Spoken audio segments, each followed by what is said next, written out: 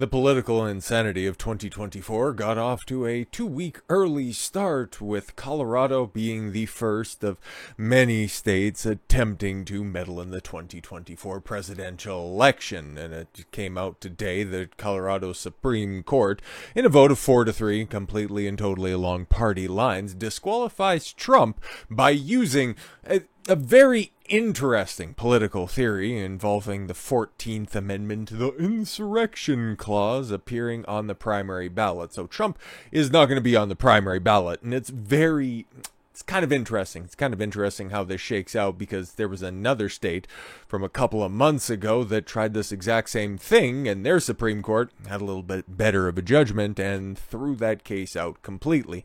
Now, obviously, this is going to get appealed up to the Supreme Court, and before we get into the nitty-gritty on this one, Viva breaks it down, Viva Frei after all. In summation, the Colorado Supreme Court declared Trump should not be included on the primary ballot, but stayed their own court order pending an appeal to the Supreme Court, which is absolutely wild, as you can see right here in the highlighted part of the lawsuit. We're not going to go through it line by line, because it's just going to read like some propaganda piece, and we can do without, thank you.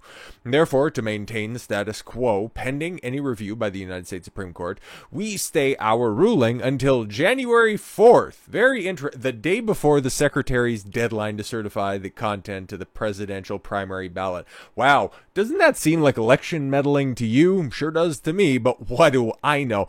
If review is sought by the Supreme Court before the stay expires, January 4th, oh, it definitely will be, then the stay shall remain in place, and the Secretary will continue to be required to include President Trump's name on the 2024 presidential primary ballot until the receipt of any order or mandate from the Supreme Court. So what does that all mean? So Trump will be on the ballot, but they get to issue a judgment that will make the headlines for the next few months. Yes, Colorado kicked him off the ballot. Sort of, kind of. It's setting the precedent, and it's basically just kicking off. It's doing that thing that the left likes to accuse the right of all the time. Oh, you with your dog whistle. What is this right here, if not signaling to the other liberal states that are out there? Hey, if you want to just get the jump on disqualifying Trump in 2024, I'll just go ahead and use these means and methods.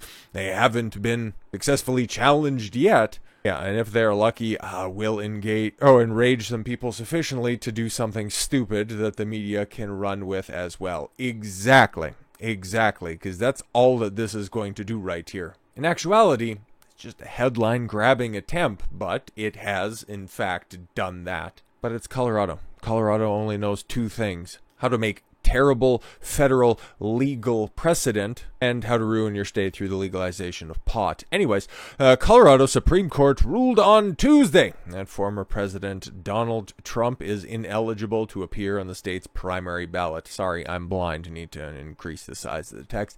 The extraordinary 4-3 ruling, completely down party lines, imagine that, makes Colorado the first and only state to disqualify President Trump from appearing on the state's primary ballot. The decision revolved around the interpretation of the 14th Amendment, which, when this eventually hits the desk of the Supreme Court, they're going to look at it and go, well, he hasn't been charged with anything in regards to an insurrection, so how does this apply to him? Yeah, thanks for your very political ruling, but no thanks. Yes, which bars certain individuals from public office if they haven't engaged in an insurrection, which, of course, this is all precipitated around January 6th, and you know that this show trial would have loved to have stayed that order until January 6th, just as a symbolic go to hell, because that's exactly what this is, man.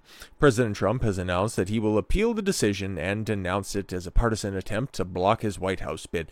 Well, that's exactly what it is. The Colorado High Court, composed of all Democrat appointees, wow, shocker, stayed its ruling until January 4th, pending any review by the United States Supreme Court, because they knew exactly what this would end up doing. You get the headline, okay? You get the headline, Colorado has Trump off the primary ballot because he's a dangerous insurrectionist. But they already knew that this is going to go straight up to the Supreme Court, and just like every other news story that's out there, you get the headline, you get the big splashy news up front, even if it's total bullshit. And then in a couple of weeks' time, at a fraction of the amount of attention that the initial headline got, then you can print your retraction that actually Trump will in fact be on the ballot. The ruling reverses a lower court ruling that President Trump was eligible to appear on the ballot because he did engage in an insurrection on January 6, 2021. Section 3 of the 14th Amendment does not apply to presidents. Yeah, but we could just fuck you. How about that? Yeah, no, that's our ruling. We're the Supreme Court judges, so no. Colorado Supreme Court was unpersuaded by both the lower court, and President Trump's arguments that Section 3 did not apply to presidents. And that's cool and all, but the 14th Amendment only triggers when somebody's been charged with trying to overthrow the government. With the number of charges, it's into the 90s that Trump has gotten from those different federal lawsuits and then the state lawsuit down there in Georgia. None of them. There's a couple of conspiracy charges, but nothing to do with an insurrection. Not from Jack Smith, not from fat-ass Alvin Bragg up there in New York City, from the rapper fucker in Atlanta. Like, nobody's charged him with insurrection at all. Hell, he's even won some developments in the January 6th related federal case, because that one's just about as bogus as you can get. They're all fucking bullshit if we're just gonna break it right down. And this one right here is just the latest attempt to weaken the only branch that Trump has somewhat of home court advantage, thanks to the United States Supreme Court having somewhat of a conservative slant, depending on the day, depending on what side of the bed Kavanaugh and Amy Coney Barrett wake up on.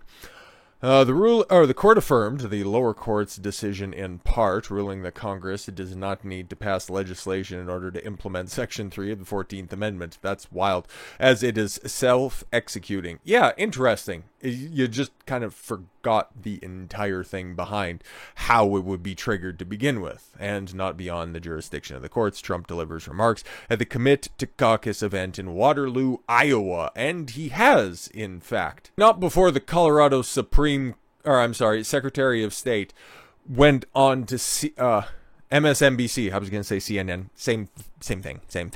Went on to brag about this historic decision, but the Colorado lawsuit was filed by a Soros-funded outlet, and the person who runs that outlet, ring the bell. Oh, shut out Ryan Dawson.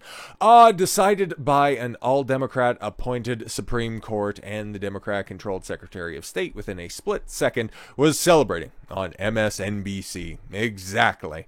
And I brought this tweet up specifically to note that Elon Musk, who has been on an absolute tear recently, he commented on this: history will judge us poorly. Yeah, exactly. If you want to beat the guy, because the Democrats, they're so shook by Trump and they know he's going to be the nominee. Hell, everybody knows that he's going to be the nominee. Beat him fair and square. But you know that you can't. You know that you didn't before either, but that's neither here nor there.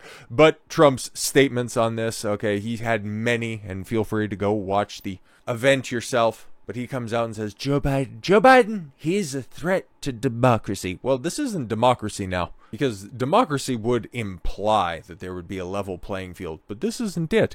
This is not it at all. This is the scummy, underhanded tactics that the Democrats have been wielding. But all you get from the other side of this equation is just the Republicans coming out and going, oh no, this isn't very good. And Ron DeSantis had some fucking limp-wristed response to this stuff. I didn't even bother to pull it up. Don't know if Nikki Haley said anything about it. She's probably too busy consulting with Raytheon on what she should say. And Chris Christie, well, he couldn't be bothered because he's 6 plates deep at the local Golden Corral. But somebody who did, and somebody who I like a whole hell of a lot, There's a video that I have that'll be coming out before the end of the year where I disagree with Vivek on a certain issue, but we'll talk about that then. But in general, I like what Vivek has to say. I think that he is the only person that can actually take up the torch because, like it or not, for Trump, it's 2024 and then it's done. Win or lose, that's the end of Trumpism. But it's not the end of the MAGA movement. It is not the end of the revitalization and the rebirth of the Republican Party. You need somebody to hand that baton off to when it's time for the orange man to go and retire to Mar-a-Lago and call it an incredibly successful career. People thought maybe that was going to be Kristi Noem. Remember her? Yeah, she was making the rounds for a minute. Ron DeSantis. Where is he? I need to look down a little bit and see if we can find him. Oh, there he is, palling around with all of his neocon campaign tankers. Fantastic stuff. But it looks like the actual guy, not the only guy that's out there, okay? Not the best of a bad situation, but somebody who actually be a viable threat going into the future because, okay, there was a goofy little debate between Ron DeSantis and Gavin Newsom that happened a couple of weeks ago. And what was the biggest headline that came out of that debate? Gavin Newsom, who, on the facts, lost the debate, but here's the thing, it doesn't really much matter because the only thing that anybody remembers from that is Gavin Newsom looking over to Ron DeSantis and going, the only thing that's certain is that in 2024, neither of us are going to be the presidential nominee. There's nobody that can stand toe-to-toe with a charismatic Democrat because the media is going to carry their water regardless. It's a well-oiled machine over there. For as much dissension as Republicans like to point to, oh, look at how radical the squad is. Well, you guys are too busy. You guys are too busy kicking out your own members of your own fucking party. What you did to George Santos is something that only the stupid-ass Republicans could possibly fucking do. Did the Democrats take any action against Jamal? I'm sorry. I thought that was the way out of the building. You know, the big red button Bauman. The fucker broke the law. They didn't do a goddamn thing against him. George Santos, I don't know. He lied about something. I think he lied. Maybe he lied. We just need to go ahead and get him out of Congress. Nope. He needs to get out of there because we need to be the party. We have always been the party that loses with dignity. See, we might end up losing the battle and the war and every skirmish we ever enter into, but we can say that we were morally righteous about that. When you have your opponents waged in this battle, and there is no level that they will not stoop to, you cannot win that way. Whenever I talk about modern relationships, I use the Rollo Tomassi quote that radcons and society in general are dealing with 21st century problems through a 20th century lens. Can't even say that about Republicans. They're trying to use 18th century methods of political combat in the 21st century. So that's why when somebody like Vivek Ramaswamy comes along, who is energizing the youth, who is actually understanding the evolving way that information gets disseminated, like him or not, his relationship, whatever he has there with Jake Paul, that's going to do a hell of a lot more than just doing a talking head spot on Sean Hannity. Him out there with, it's a reaction group, the Cartier family or something like that, if you're familiar with them. They do a bunch of reactions to a bunch of videos that are out there. Vivek's had them, okay? 4 black guys on his private jet going to an event or something like that. He's doing actual outreach. He's connecting with the youth. It's something that the Republicans don't fucking get at all. And they try to castigate anybody who does try to break into this sphere. Might have something in regards to that within a couple of days or so. As well, I despise the Republican Party. The way that they've operated recently is it's more atrocious than the Democrats, because at least you can rely on them to be scumbags, but there's nothing worse than a traitor within your own gates, and that's what I see outside of very few examples. Thomas Massie, shout out. Matt Gaetz, shout out to him. I'm probably missing a few, but they are incredibly few and far between. You got Trump in the presidential race, and then you got Vivek Ramaswamy really setting himself up well. So him coming out with this statement at a time when everybody else is just simply finger wagging and we're getting ready to write our strongly worded message. Vivek's out here saying, I withdraw from the Colorado GOP primary ballot until Trump is allowed to be on the ballot, and I demand that Ron DeSantis, Chris Christie, and Nikki Haley do the same immediately, or else they are tacitly endorsing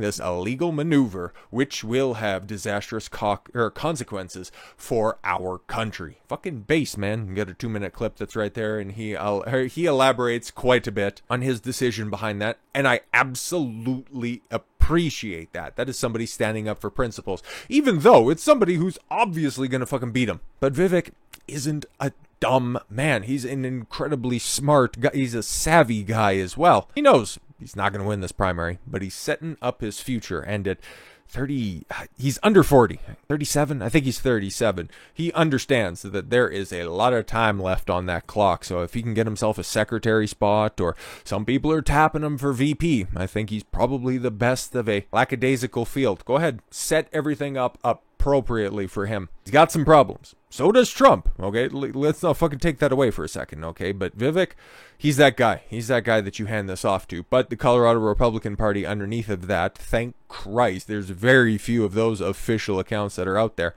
You won't have to, because we will withdraw from the primary as a party and convert to a pure caucus if this is allowed to stand. Which it won't, but shout out to them for actually doing something good. Haven't heard a goddamn thing from Ronna Romney McDaniel right now, or any of the federal level Republican leadership, mostly because, well, they just kind of want the Democrats to do their dirty work for them so they can go ahead and nominate some fucking stooge. Makes me sick to my stomach. So shout out to Vivek, shout out to Trump, and this is just the first of many rulings like this, and even worse. Buckle up, kids. We are just getting started. So with all that said, thank you all very much for the gift of your time. I've been Don Consuelo. I want you to follow your gut and get after it. Take care, everyone.